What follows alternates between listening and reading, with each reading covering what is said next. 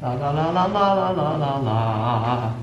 What do you get when you gobble down sweets? Eating as much as an elephant eats.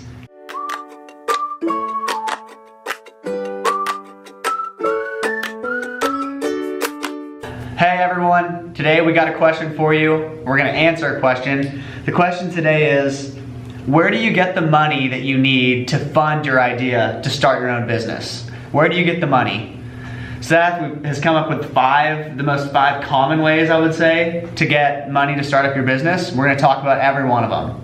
So go ahead, what's number one, Seth? Everyone loves talking about money, Jordan. I love talking about money whenever it's money in my pocket. Yeah, absolutely. Not necessarily when I'm spending it. Well, so I wrote down 5 of the most common ones, or the most obvious ones that stuck out in my head. And I did these in order of flexibility that it would give your business. Meaning, like, there's certain types of money you'll raise or debt you'll take on that'll actually kind of leave you with little to no flexibility on terms, payment structure, all that stuff. So starting it off, I wrote down bootstrap.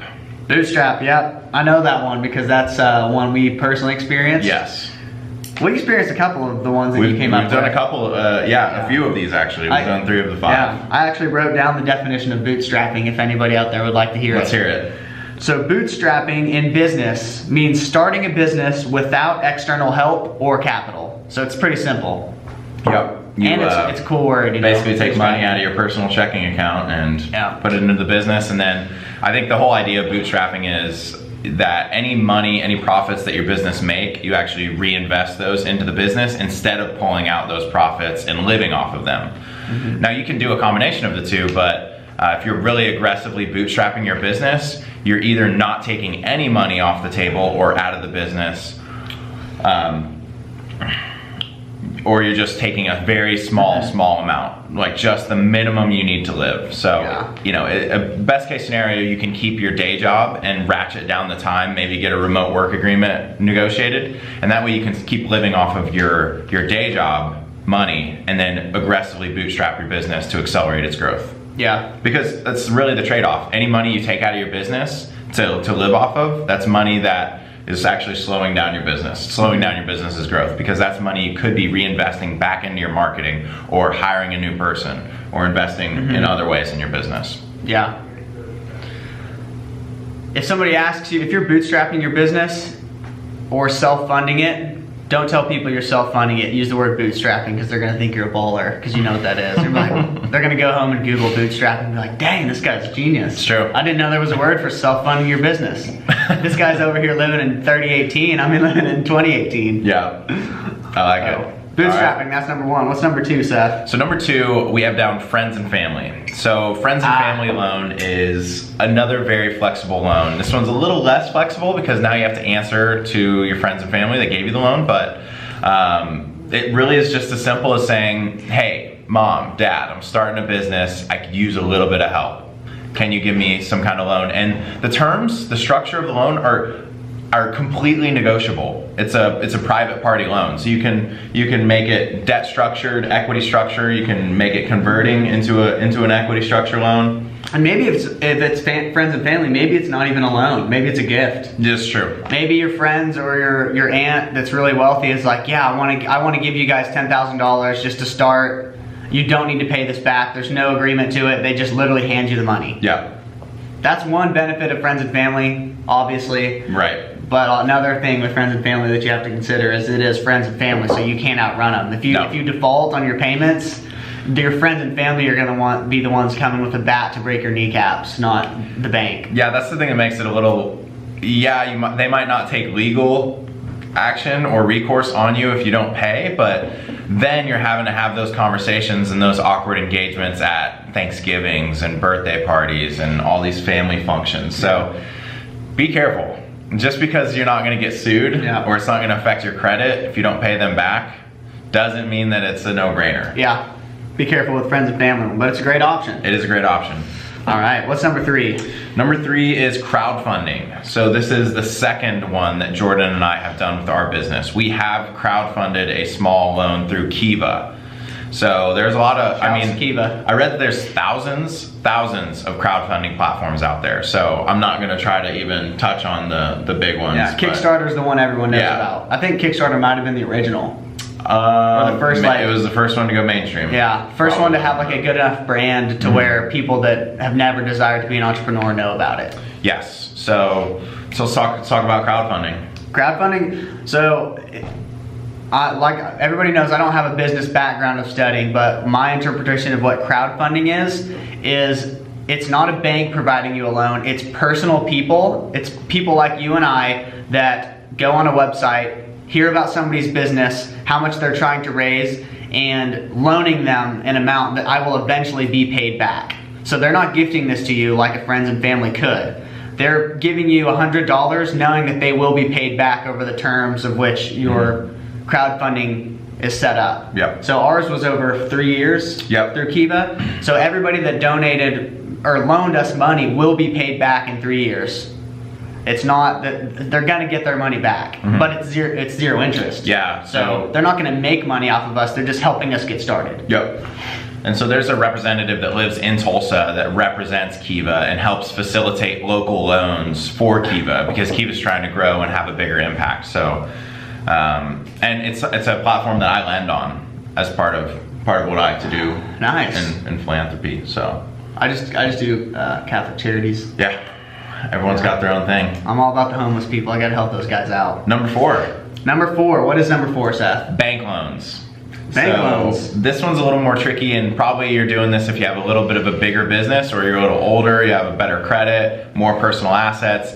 Bank loans are definitely tougher to get, very tough to get. I worked for a few years in the small business lending space, and most common bank loan is an SBA loan.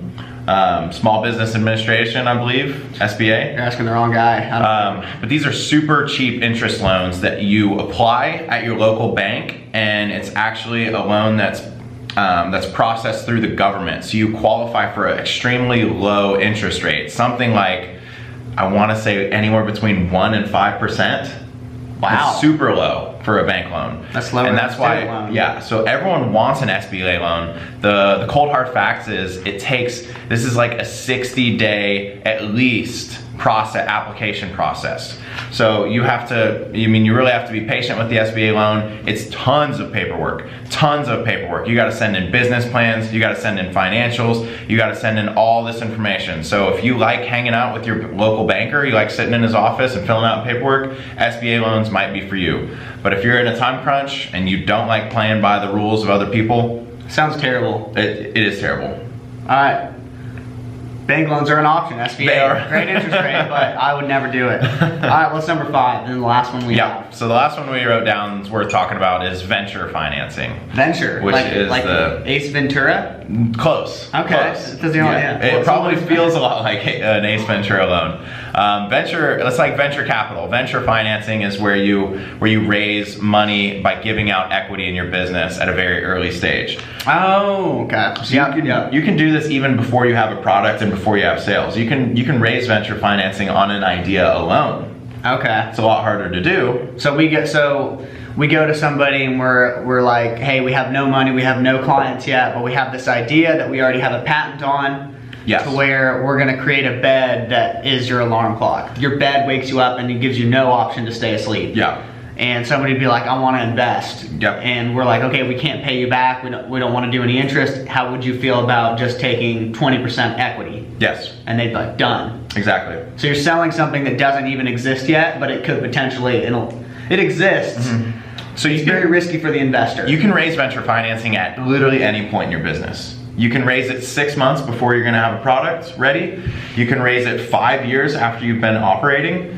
There's no time structure for venture financing. It is literally just a vehicle of financing your business where you're selling equity to what would be a third party. Okay. I think venture is a great option. It's So- basically what they're doing on Shark Tank. Exactly what they're doing on Shark Exactly Tank. what they're doing on Shark Tank. Well, their terms are they're flexible going in too, though, and they're but yeah. asking. I'm asking for $500,000 for 4% of my Exactly. business. Yes, that is venture financing. Okay. Now, some of the other sharks will be a little more creative, and they'll put in like royalties on sales. That way they recoup their investment and then keep the equity in the business. But yeah, the standard Shark Tank deal is just venture financing.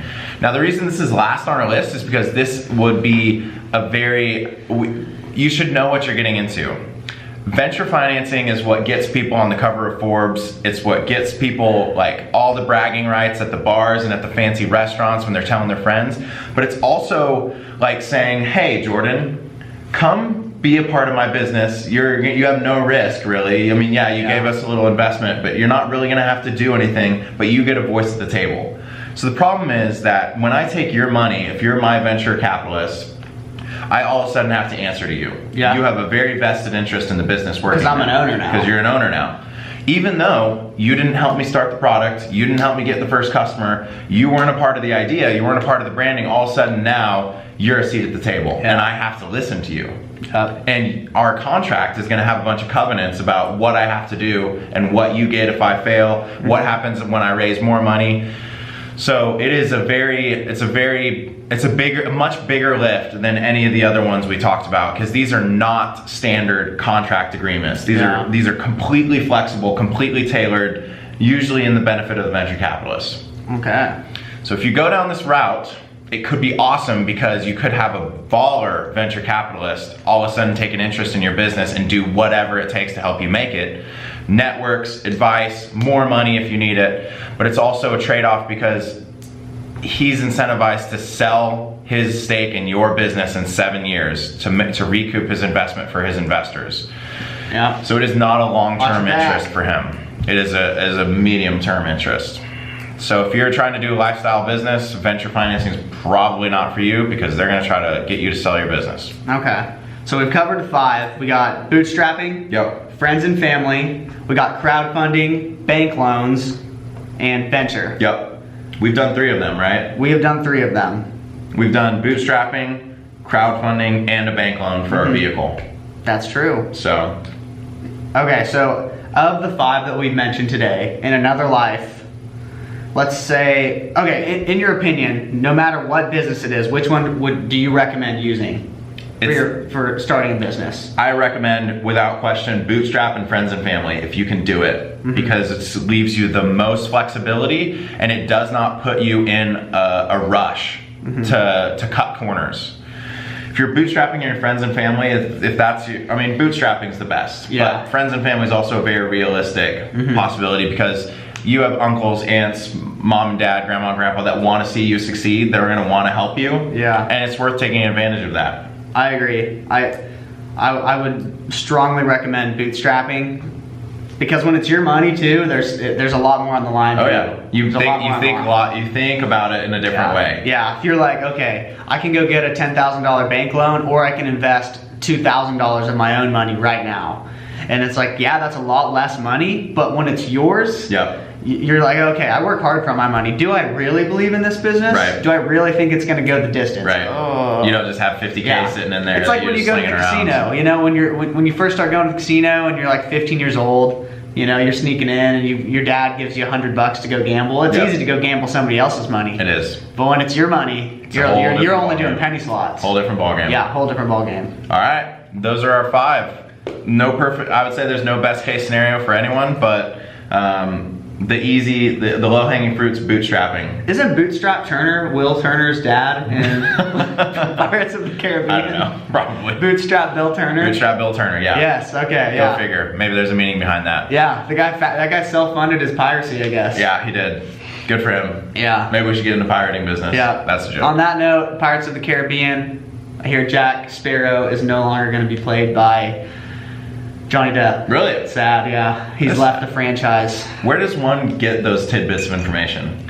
When you're scouring the web? When you're in the Disney circle like I am, you just hear whispers all the time. By the way, if you guys have any Disney related questions, please ask them in the comments. We have probably the biggest Disney fan in the world sitting right here. My wife and I know everything there is to know about Disney parks, blogs, people, movies, facts, trivia, everything. Perfect. All right, guys. On that note, we'll see you guys next time. Bootstrap Turner. Bootstrap Turner.